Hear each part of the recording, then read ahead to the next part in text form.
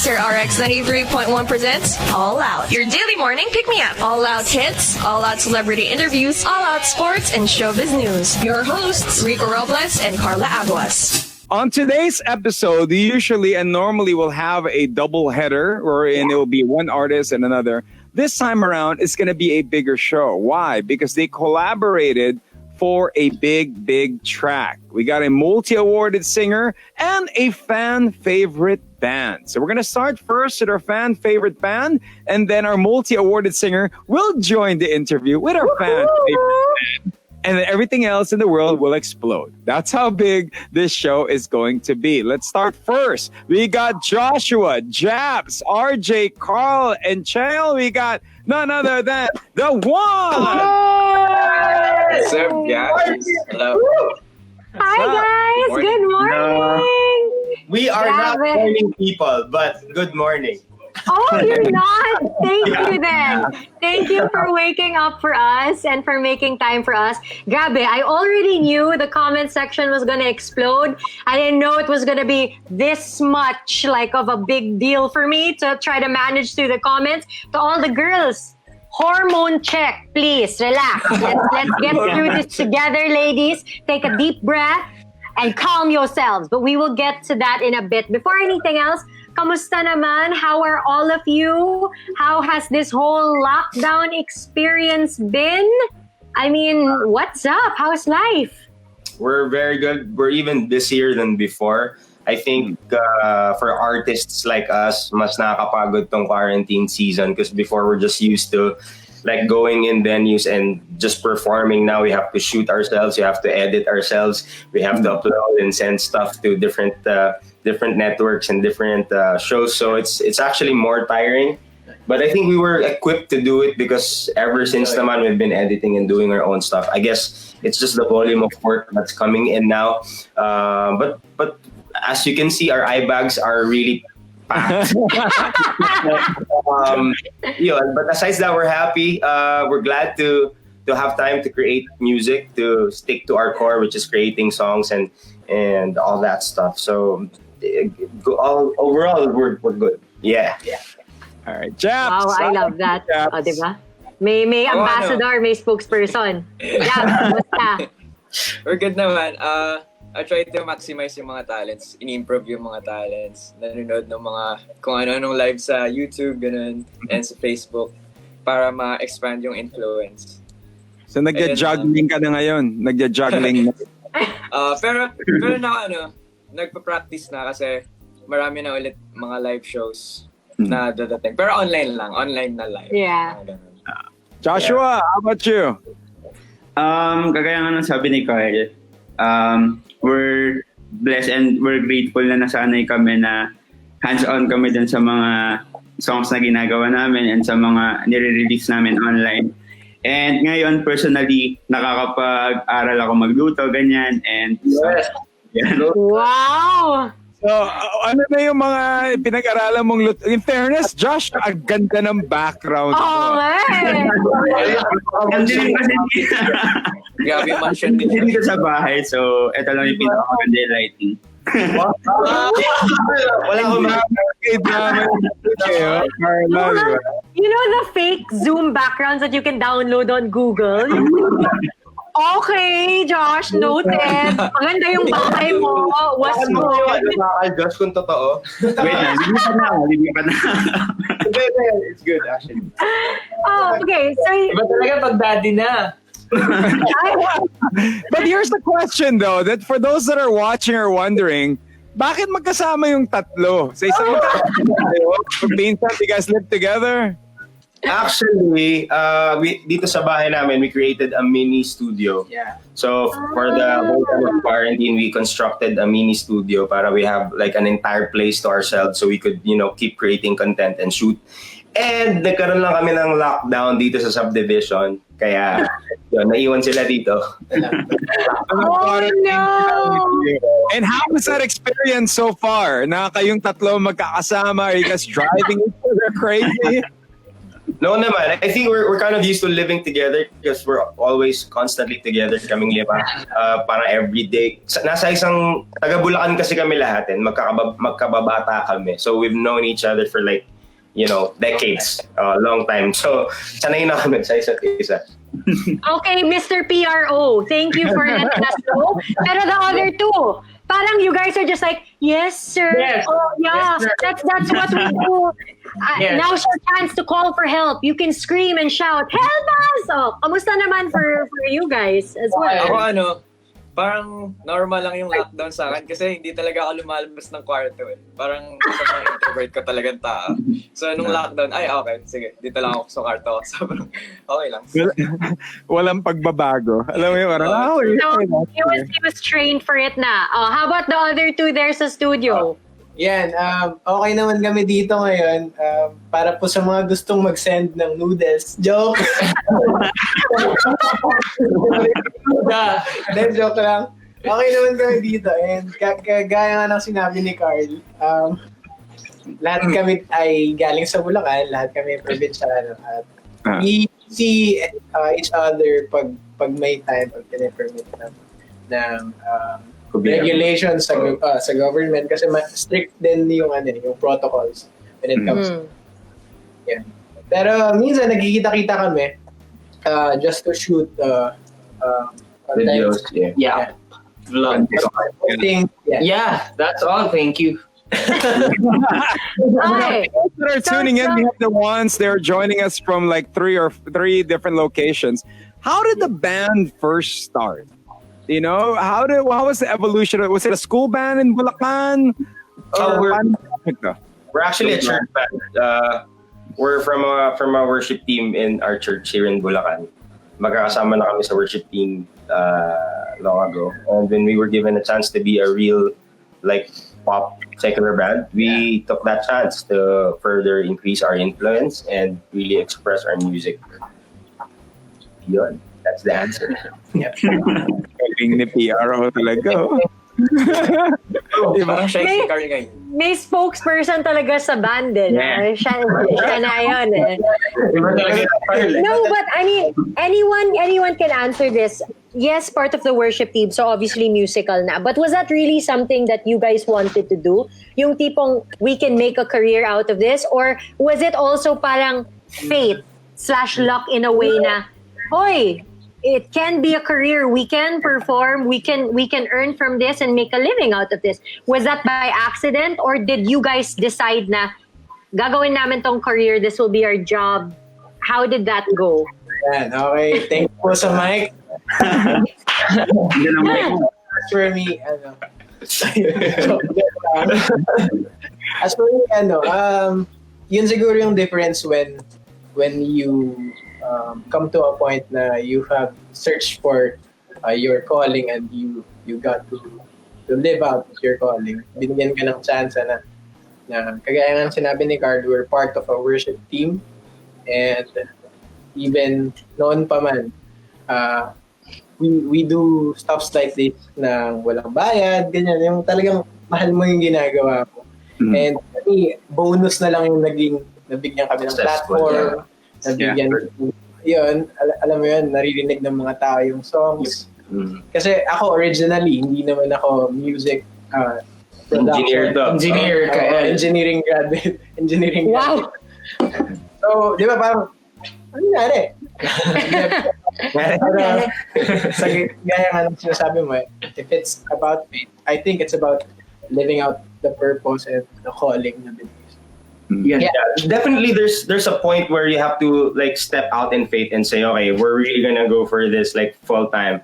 So there was a point where Kael really quit sa job because the of course there may wisdom naman dun sa ginawa namin. Hindi naman siya biglang parang okay, let's drop everything.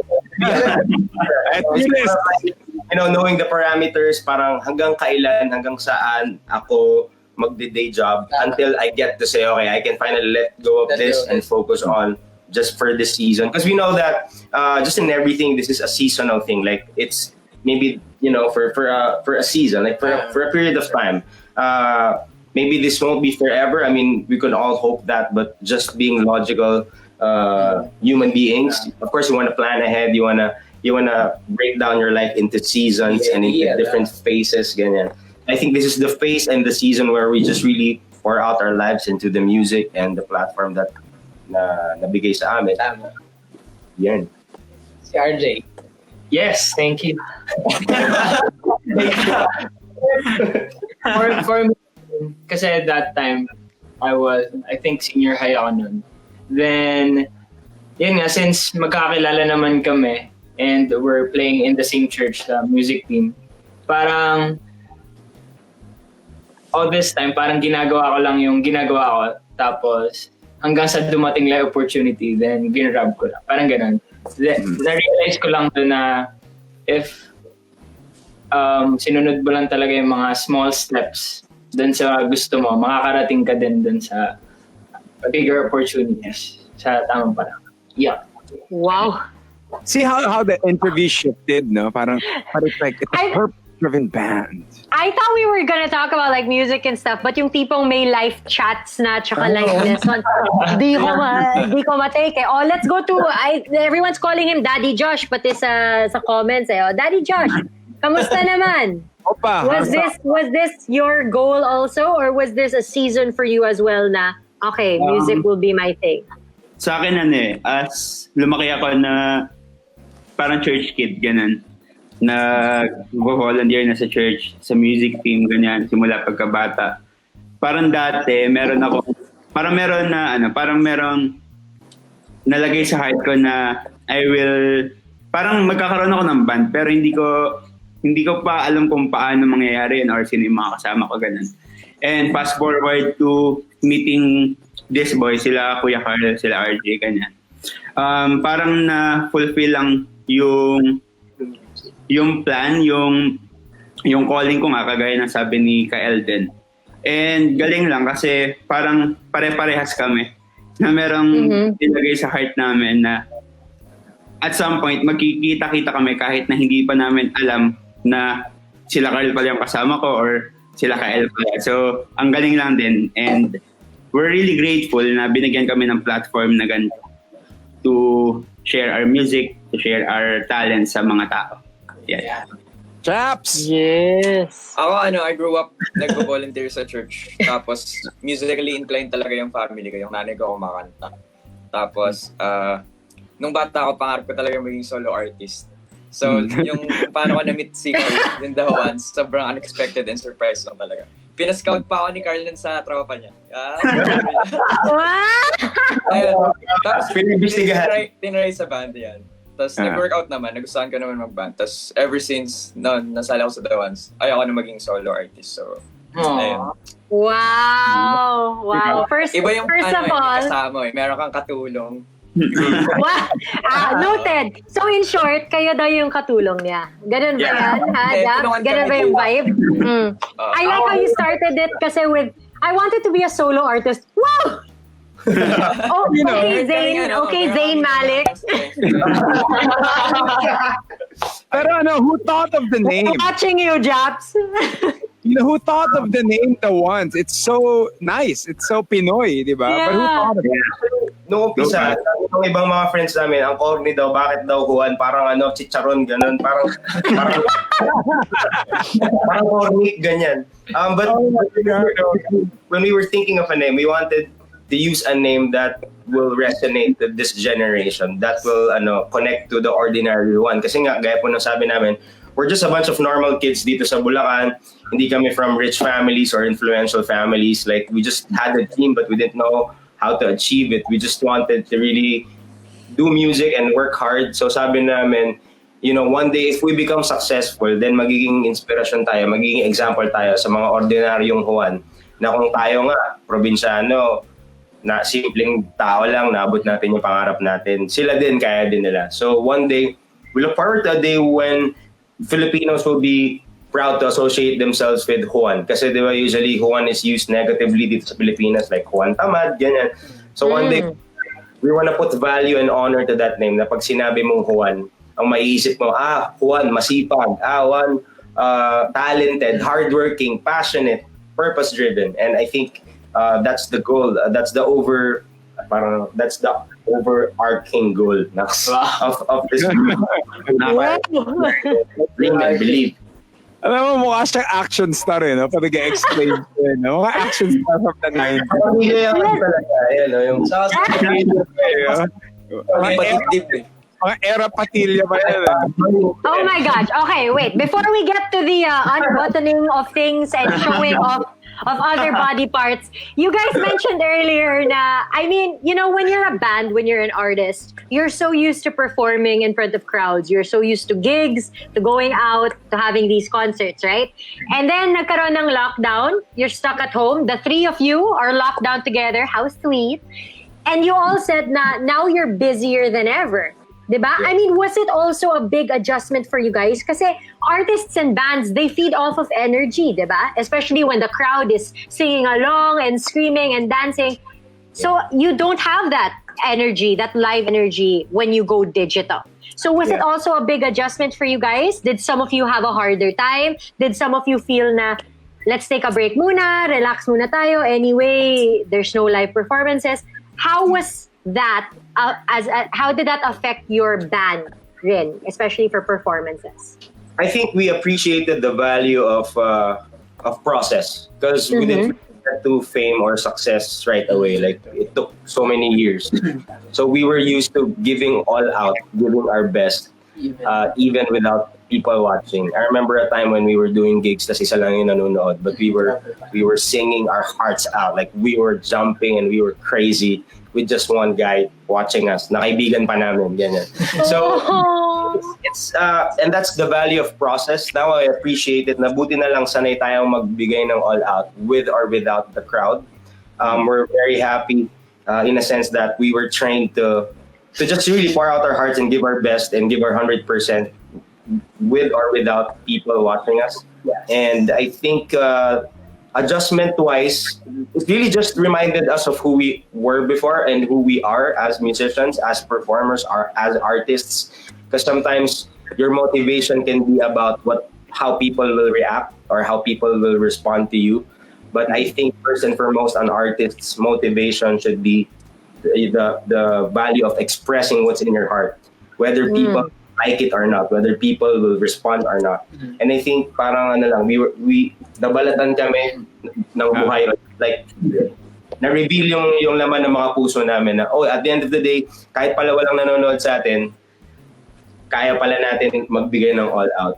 Hindi pala tayo dependent sa reaction. Of course, that's good. We appreciate that. We love people responding to our music, but also at the same time, that's not why we're doing what we do. At the very core, it's really our personal choice to express and to create. Yes. You know, for being sige, isa pa, go. Nag-raise hands. Na-realize ko rin kasi bago mag-quarantine, nung nakita na namin na may announcement, talagang we took time to plan. And na-appreciate ko yung band namin kasi may value talaga in always communicating and always planning ahead. And yun siguro nakatulong sa amin para makapag-adjust agad. Yeah. Add ko lang din. Sorry, interview naman namin to. So, bali naman. Because I wanted to appreciate then everyone because as you can see, medyo hiwa-hiwalay kami. But there's been a steady stream of content since the lockdown, since March. Parang every week there's a content from the ones, whether that be a vlog or music or tutorial or anything. And there's a level of consistency and hard work that is required for you to be able to give a steady stream of content to people. And that's why I want to appreciate these boys because they're all hardworking. They're all really pouring out their lives to this. And siguro napakasarap nung feeling na you're doing this with people who have the same heart and have the same passion and value na kagaya mo. Kaya, yun. Share ko lang. Edi kayo na perfect. Okay, in just a bit, we're going to have our second guest. But before that, okay, there are so many proclamations of love and obsession and just genuine care for each and every one of you. So I want to do this really quick. I always do this pag may band. Okay, raise your hand if you are single. Hala siya. Wait. You tell me house and lot. Yeah, yung isa may house and lot eh. Okay, noted po. Okay.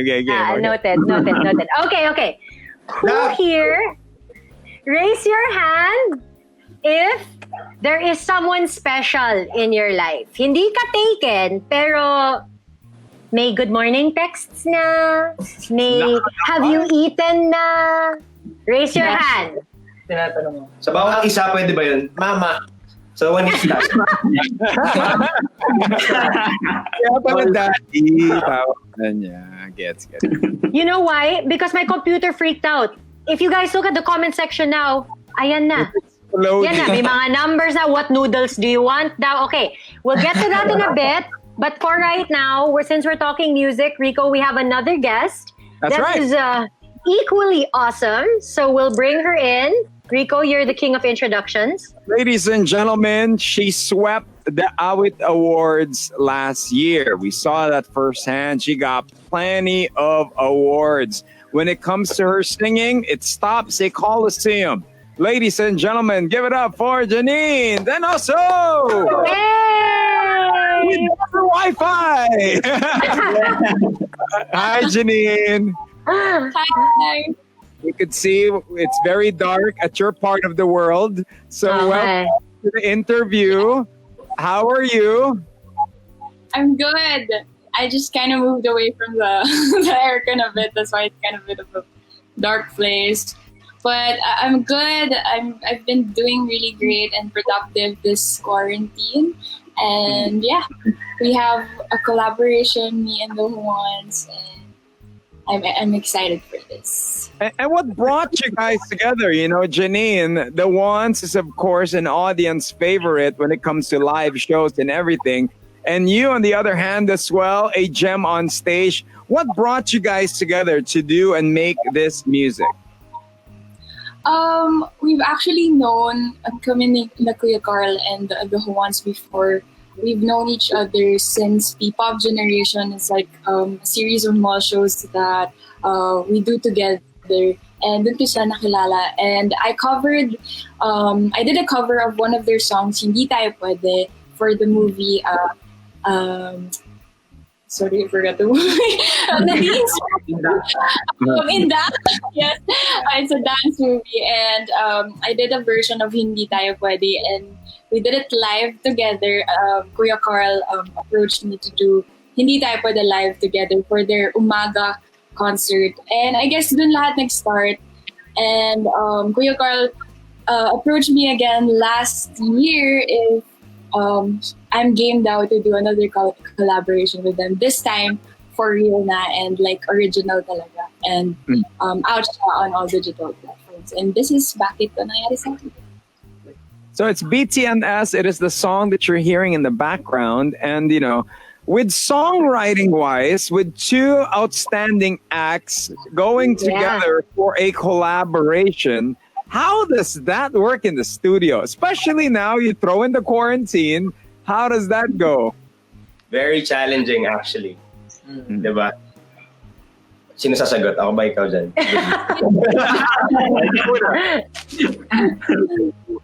Ako ba? Sino? Okay, sige. It's very challenging because Janine is from the south, like south, and we're like from the north. So from north to south talaga. And then our producer for music naman is in the States. North Pole. Ay, hindi North Pole. So, 3 multiple locations. It's 3 different locations. So we're just sending over audio tracks and recordings via email, and then the revisions also. So talagang madugo yung process. Pag may nagkamaling isa, ulit-ulit. I cannot count how many times Janine had to record again. And I admire her patience and hard work. Kasi si Janine nagtitesis pa yan. Pero she would send revisions same day. She would really work hard. Ganyan. So, madugo yung dinaanan. Kaya sobrang worth it at sobrang baby namin tong kanta na to kasi napakadami talaga airwaves na pinagdaanan bago siya naging buong kanta. Airwaves.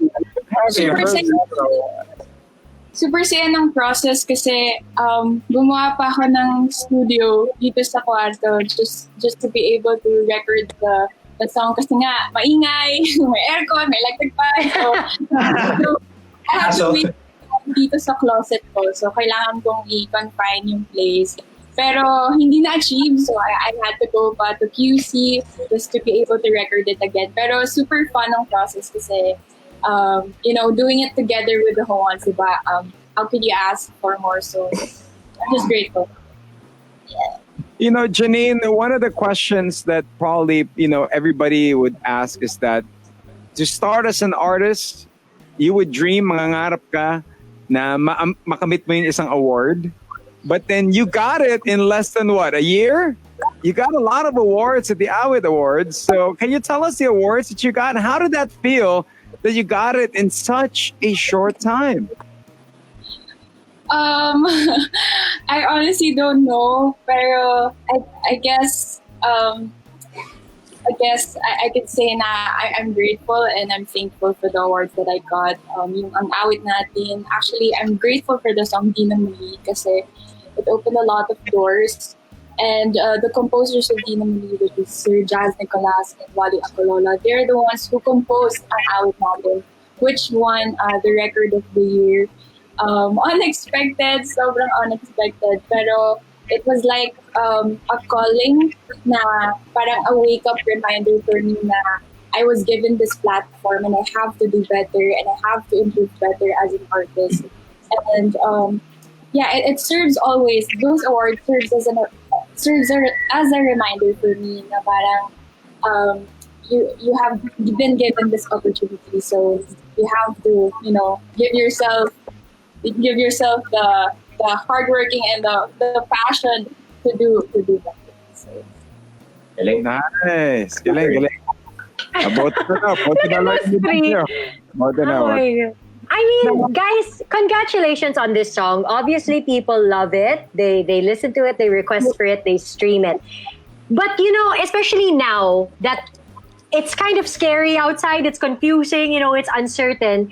As artists, was this also in your plan na, we're going to release as much music as we can, put some light out there into the world? Or was it also a struggle for you guys? Kasi it's hard to be creative when stuck ka sa bahay, when you can't go anywhere, when you turn on the news, it's always bad news. I mean, creatively, challenging ba rin yan for you guys? Or did you see it as an opportunity to push yourselves and become better? Daddy Josh, can you answer muna? You've been quiet the whole time. Ikaw naman. Siguro sayang background mo. We're grateful kay Carl talaga. Kasi isa siya sa mga nagre-remind sa amin about our purpose, ganyan.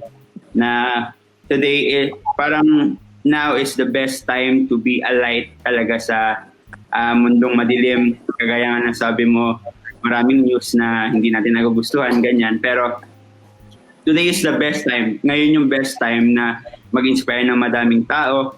And iyon yung energy, iyon yung lakas na pinanghugutan namin para gumawa ng mga content, para gumawa ng mga songs na mag-speak sa mga tao ngayon. And yun. Galing. Yeah. Galing. Pwede ko mag-add, bro. Go. Okay. Go! Sorry. Kanye West. I love that he raises his hand. Okay.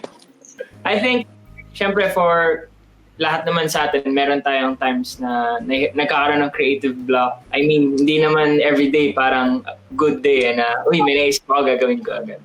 Parang may days na you really have to focus and to think. May mga days na kahit ano talagang gawin, mawala. Pero I think yung pinaka-important part is yung hindi ka susuko. Yung unyielding spirit, kumbaga, na to keep going, to keep creating, to keep editing, to keep shooting, kahit na minsan wala naman nakaka-appreciate, kahit di ba nasa bahay lang tayo, parang most of the time maisip natin wala makaka-appreciate ng gawa mo.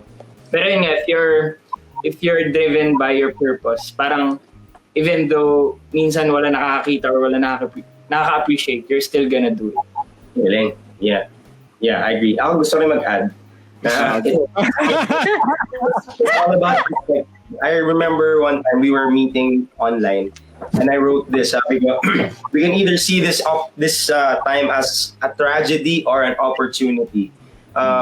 In a time like this, people are all in their homes. People are all on Facebook, and it's a perfect opportunity for us to share our music and be an inspiration. So dalawa siya, either titignan mo na parang, okay, nakakatamad na, huwag tayong gumawa, antayin na lang natin yung live shows. Or, to see as this is a perfect window for artists like us who can create on our own to really share our music and to really capture people's attention with the light that we bring. And we chose the latter. Na parang, this is gonna be an opportunity for us to be a louder voice. Kasi maraming maiingay sa paligid, maraming nag-iingay sa social media, maraming negative, meron din mga positive. And we chose to be a loud, strong voice.